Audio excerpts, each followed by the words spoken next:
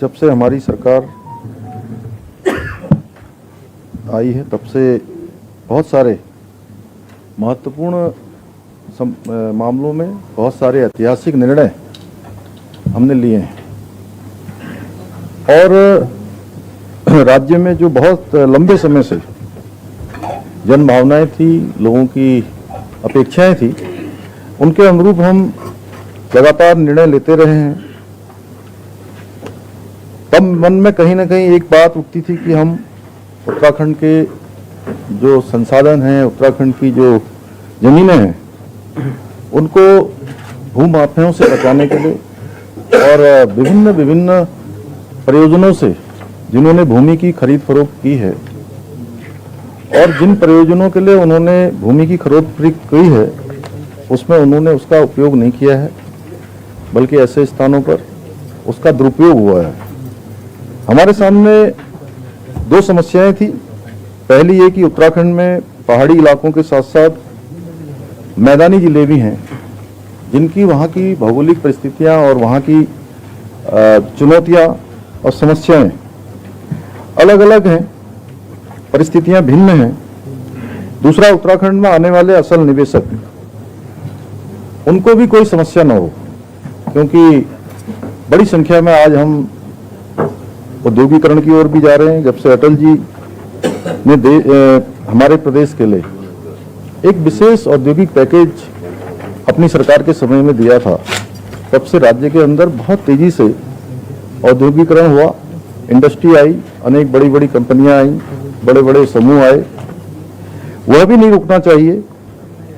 इसलिए मुझे प्रसन्नता है कि हम इन सभी मुद्दों को समाहित करते हुए उत्तराखंड में एक सख्त एवं तार्किक भू कानून की, या मैं कहूं कि भू सुधार की नींव रखें, उसकी एक शुरुआत करें। कोई ये यहाँ पर जो हम शुरुआत कर रहे हैं, ये यहाँ पर कोई इसका समापन नहीं हो रहा है। ये भू प्रबंधन है एवं भू सुधार है, जिसको अनवरत रूप से हमने आगे बढ़ाना है। और जब भी हम कोई कानून बनाते हैं, कोई ऐतिहासिक निर्णय लेते हैं, हम लोकतांत्रिक मूल्यों पर विश्वास रखने वाले हैं और सबकी भावनाओं के अनुरूप उस पर हमेशा हम काम करते हैं। और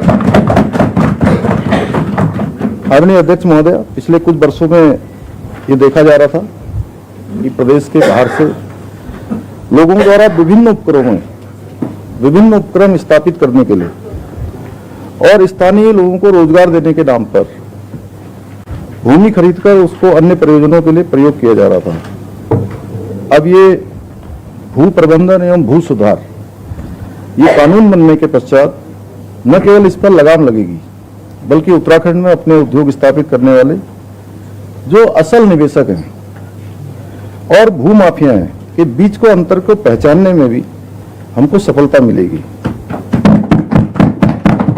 और हमने पिछले दिनों सरकारी वन भूमि अवैध अतिक्रमण हटाने के लिए पूरे राज्य में अतिक्रमण हटाओ अभियान भी चलाया था, जिसमें अभी तक 3461.77 एकड़ वन भूमि से अवैध कब्जा हटाने का कार्य भी इसमें किया गया है। उत्तराखंड के राज्य के इतिहास में पहली बार हुआ है कि हमारी सरकार ने वन भूमि पर इतना बड़ा अवैध कब्जों को हटाने का अभियान चलाया। ये निश्चित रूप से ये इकोलॉजी और इकोनॉमी दोनों को संरक्षित करने का काम करेगा, दोनों में बैलेंस का काम करेगा। और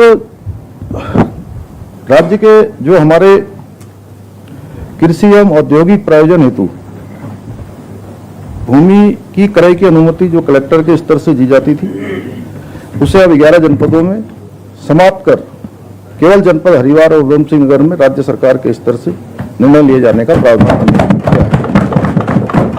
और किसी भी व्यक्ति के पक्ष में स्वीकृत सीमा 12.5 एकड़ से अधिक भूमि अंतःकरण को 11 जनपदों में समाप्त कर केवल जनपद हरिद्वार एवं उधम सिंह नगर में राज्य सरकार के स्तर पर निर्णय लिए जाने का भी प्रावधान इस विधेयक में किया है। आवासीय प्रयोजन हेतु 250 वर्ग मीटर, भूमि क्रय हेतु शपथ पत्र अनिवार्य कर दिया गया है और शपथ पत्र असत्य पाए जाने पर भूमि राज्य सरकार में निहित की जाएगी। सूक्ष्म लघु एवं मध्यम उद्योगों के अंतर्गत ट्रस्ट सेक्टर एवं अधिसूचित खसरा नंबरों में भूमि क्रय की अनुमति जो कलेक्टर के स्तर से दी जाती थी उसे समाप्त कर राज्य सरकार के स्तर पर अनुमति का प्रावधान किया गया। औद्योगिक, चिकित्सा, शिक्षा, सांस्कृतिक, पर्यटन, किफायती आवास, खेल प्रयोजनों हेतु भूमि प्रयोजन के अनुसार भूमि क्रय की सीमा के संबंध में संबंधित प्रशासकीय विभाग द्वारा प्रदान किए जाने वाले भूमि अनिवार्यता प्रमाण पत्र यानी लैंड एसेंशियलिटी सर्टिफिकेट के साथ ही अब भूमि क्रय की अनुमति का प्रावधान किया गया है। मैं विस्तार से थोड़ा बताऊं तो यह है कि पहले बहुत सारे लोग ये कहते थे कि हम बहुत बड़ी इंडस्ट्री लगाएंगे, कोई बहुत बड़ा अस्पताल खोलेंगे, बहुत बड़ा शिक्षा का संस्थान खोलेंगे, लोगों को रोजगार देंगे। लेकिन अनुमानतः बहुत सारे मामलों में बाद में ये मामले आए कि जिस प्रयोजन के लिए उन्होंने भूमि क्रय की थी या जो बताकर भूमि क्रय की थी उस पर उसका उन्होंने उस प्रकार से काम नहीं किया और ऐसे मामलों में भी हमने कार्रवाई भी की है। अभी तो भूमि सुधार का अभी कानून आया ही है हमारा, लेकिन ऐसे मामलों में हमने अभी तक उद्योग, शिक्षा, पर्यटन, चिकित्सा, कृषि, औद्यानिकी हेतु कुल 1883 अनुमति शासन और जिलाधिकारी स्तर से दी गई है, जिनमें 2003 से लेकर अब तक 1718.89 हेक्टेयर भूमि अभी सम्मिलित है। इसमें उद्योग, शिक्षा, पर्यटन, चिकित्सा, कृषि, औद्यानिकी और आवासीय प्रयोजनों हेतु क्रय की भूमि में से कुल 599 मामले इस भूमि जो कानून था उसके उल्लंघन के पाए गए, जिसमें 572 मामलों में न्यायालय में बात दायर किए गए हैं। उल्लंघन होने पर कुल 9.47 हेक्टेयर भूमि राज्य सरकार में अभी तक निहित भी की गई, जिसमें चमोली जिले में कुल 8 अनुमतियां दी गई थी, जिसमें उल्लंघन 4 पाए गए थे, जिसमें उसके सापेक्ष 3 पर बात किया गया है। चंपावत में 3 मामले ऐसे थे अनुमति के, यहाँ कोई बात नहीं है। अल्मोड़ा में 111 मामले थे, अनुमतियां दी गई थी, जिसमें से उल्लंघन की संख्या 40 थी, जिसमें 3 को निस्तारित कर दिया गया, 31 बाद न्यायालय में है। बागेश्वर में 22 अनुमतियां दी गई हैं, जिसमें से 16 उल्लंघन के मामले पाए गए हैं, जिसमें 16 में ही न्यायालय में बाद है और एक का निस्तारण कर दिया गया है। पिथौरागढ़ में 2 मामले थे, दोनों में से कोई उल्लंघन नहीं पाया गया। पौड़ी गढ़वाल में 78 मामलों में से 67 मामलों में उल्लंघन के पाए गए हैं, जिसमें से 59 पर बात दायर हुआ है और 8 को निस्तारित कर दिया गया है। रुद्रप्रयाग में 4 अनुमतियां दी गई हैं, चारों में कोई उल्लंघन का मामला नहीं पाया गया। उत्तरकाशी में 9 अनुमतियां दी गई हैं,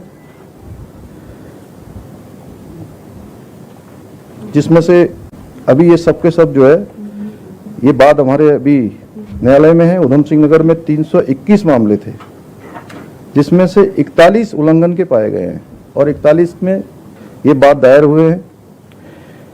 देहरादून में ये अलग अलग हैं, चूंकि अनुमतियां 186 हैं, जिसमें से 266 में उल्लंघन के मामले पाए गए हैं और ये 266 के 266 ये जो है अभी उल्लंघन के बादों में जो है ये न्यायालय में मामला है। हरिद्वार में 931 अनुमतियां दी गई हैं, जिसमें से 39 में उल्लंघन पाया गया है, इसमें से 30 न्यायालय में चल रहा है। नैनीताल में 157 में से 95 में उल्लंघन के मामले पाए गए हैं और 95 के 95 ही बात न्यायालय में है। टेहरी में 51 में से 18 और 18 उल्लंघन के मामले बात के जो है न्यायालय में है, एक मामले में निस्तारण किया गया है। कुल मिलाकर ये कुल अनुमतियां 1883 हैं, जिसमें से 599 अभी तक उल्लंघन के पाए गए हैं, जिसमें से 572 बात न्यायालय में है और 16 को निस्तारित किया गया है और 4706 हेक्टेयर राज्य सरकार में ये भूमि निहित की गई है। इसी प्रकार से कृषि, बागवानी, मत्स्य पालन प्रयोजन हेतु किसी संस्था, फर्म, सोसाइटी इत्यादि को पट्टे पर 30 वर्ष के लिए अधिकतम 30 एकड़ तक भूमि देने का ले तथा ऐसे पट्टों को बढ़ावा देने के मॉडल लीजिंग ड्राफ्ट उपलब्ध कराया जाएगा। भूमि क्रय संबंधी उल्लंघनों के मामलों के शीघ्र निस्तारण हेतु परगनाधिकारी को प्राधिकृत किया गया है। ऐसे जो हम ये कानून लेकर आए हैं भूमि सुधार का, इसमें हमने एक लंबी प्रक्रिया भी अपनाई है। पिछले सत्र से ये बात हमारी तेजी से चली, लेकिन उससे पहले सुभाष कुमार जी की अध्यक्षता में एक समिति ने काम किया। उन्होंने अपना प्रारूप तैयार किया। उसके बाद हमारी मुख्य सचिव महोदया ने भी जो है इस पर अनेक स्थानों पर हितधारकों से, हमारे जो भी स्टेक होल्डर्स थे, उन सभी स्टेक होल्डरों से बात की है। और मैंने भी स्वयं जो हमारी ग्रीष्मकालीन राजधानी है, वहाँ राजधानी में हमारे विभिन्न क्षेत्रों के जो विशेषज्ञ थे, अनुभवी लोग थे, जिन्होंने प्रशासनिक स्तरों पर, सामाजिक स्तरों पर अनेक सारी उपलब्धियां, विशेषताएं जिनको प्राप्त हैं, अनेक अनुभव प्राप्त हैं, उन सभी के साथ हमने बैठक करी। और बैठक करने के बाद जिलाधिकारियों के स्तर से भी, सभी परगनाओं के स्तर पर, उप जिलाधिकारियों के स्तर पर भी इस पर सुझाव लिए गए। और जो सुझाव आए हैं उन सुझावों के अनुरूप इसको बनाया गया है। इसके पीछे हेतु है कि यहाँ की जन भावनाएं और यहाँ के लोगों के अधिकार, और जो बार बार हम कहते हैं कि देवभूमि का मूल स्वरूप, ये देवभूमि का मूल स्वरूप किसी भी कीमत पर खराब नहीं होना चाहिए। इसमें न्यूनता नहीं आनी चाहिए। यहाँ के मूल अस्तित्व को बचाने के लिए जो पूरे देश दुनिया के अंदर हम कहीं भी जाते हैं और हम लोगों से कहते हैं कि अगर हम उत्तराखंड से आए हैं, आप सब में से भी, मैं किसी राजनीतिक दल की बात भी नहीं करता हूँ, इधर उधर की बात नहीं करता, पक्ष विपक्ष की बात नहीं करता हूँ, कोई भी जाए, हम कहीं आप जाते हो, काजी भाई आप भी कहीं जाएंगे और कहेंगे मैं उत्तराखंड से आया हूँ, तो लोगों का एक भाव बदल जाता है कि उत्तराखंड का आया है, देवों के नजदीक का है, सच्चा होगा, अच्छा होगा, ईमानदार होगा और शुद्ध होगा, सुंदर भी होगा। तो इस प्रकार का भाव पूरी देश दुनिया का हमारे लिए है। वो मूल स्वरूप हमारा बना रहना चाहिए। तेजी से जो राज्य का हमारा एक डेमोग्राफिक चेंज भी आया है, और अभी हमने प्रवासियों के जो सम्मेलन किए, बड़े स्तर पर देश और दुनिया के अंदर प्रवासियों के बीच में जाने का मुझे अवसर मिला। सबकी मैंने भावनाएं जानी। रहते हैं यहाँ से 7 समुंदर दूर, लेकिन उनके मन में अपना पैतृक राज्य बसा हुआ है। आज जब हम राज्य के अंदर कोई भी निर्णय लेते हैं तो बहुत सारे फोन कॉल्स आते हैं, बहुत सारे ईमेल्स आते हैं, आप सब लोगों को भी आते होंगे, सबको आते हैं, और वो सब गौरवान्वित होते हैं। और इस समय की देश काल परिस्थिति और लोगों की जन भावनाओं के अनुरूप हमने इसमें प्रावधान किया। ये कोई अंत नहीं है, एक शुरुआत है। और इसीलिए हमने, चूंकि जब हम इस पर लोगों की राय ले रहे थे तो उधम सिंह नगर और जनपद हरिद्वार के लोगों ने वहाँ की भौगोलिक परिस्थितियों के अनुरूप, वहाँ का जो हमारा बहुत तेजी से बढ़ता हुआ निवेश है, उद्योग है, उस पर भी कोई रोक न लगे। वो भी हमारा न्यून नहीं होना चाहिए, वह भी हमारा बना रहना चाहिए, क्योंकि रोजगार का सृजन होगा। अभी प्रेम भाई कह रहे थे कि जीएसटी काउंसिल में जब वे गए थे तो प्रत्येक वर्ष जो है 5-5 हजार करोड़ का हमको जो एक ग्रांट मिलता था, वो हमारा धीरे धीरे भारत सरकार ने आत्मनिर्भरता के लिए हम लोग खड़े हों उस दिशा में, तो ग्रांट सभी राज्यों की बंद हुई। लेकिन उसके बावजूद भी आप देख रहे होंगे कि हमारा बजट 1 लाख करोड़ से भी अधिक का हो गया, एक बड़ी उपलब्धि है। और पूंजीगत व्यय में भी हमने 14,000 करोड़ से भी ज़्यादा की धनराशि का प्रावधान किया है। और यहीं बगल में आप देख लीजिए, हमारे राज्य के बगल में हमारे पड़ोसी राज्य हिमाचल में आज किस प्रकार की चुनौतियां वहाँ के लोगों को सामना करना पड़ रहा है।